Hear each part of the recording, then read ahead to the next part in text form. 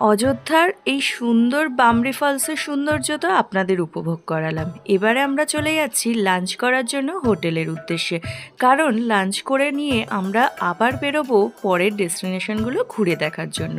আজকে লাঞ্চের মেনুতে আমাদের দেওয়া হয়েছিল মুসুরির ডাল, তার সাথে ছিল ফুলকপি, বিনস, বরবটি সব কিছু ভেজিটেবিল দিয়ে একটা সবজি, সাথে আলু ভাজা, আর স্যালাডে ছিল পেঁয়াজ, শসা, লেবু, আর তার সাথে ছিল আলু পোস্ত, যেটা কিনা পুরুলিয়ার ঐতিহ্য বলা যায়।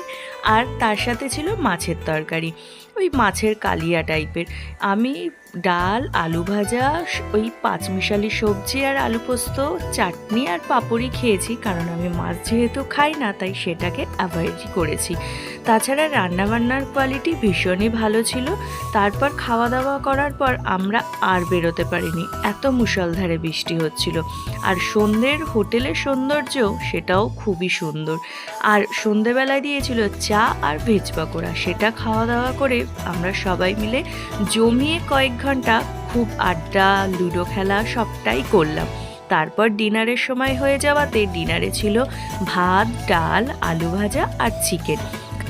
শেষ পাতে মিষ্টিও দেওয়া হয়েছিল। খাওয়া দাওয়া সেরে সবার সাথে আবার খানিকক্ষণ গল্পগুজব করে চলে গেলাম রেস্ট নিতে। তার কারণ আজকের সন্ধ্যে তো আমাদের বৃষ্টির জন্য বেরোনো হয়নি, কালকে খুব সকাল সকাল আমাদের বেরোতে হবে। আর আমার ভিডিওটা দেখে আপনাদের কেমন লাগছে অবশ্যই জানাবেন, আর ভালো লাগলে চ্যানেলটা সাবস্ক্রাইব করবেন। রাধে রাধে।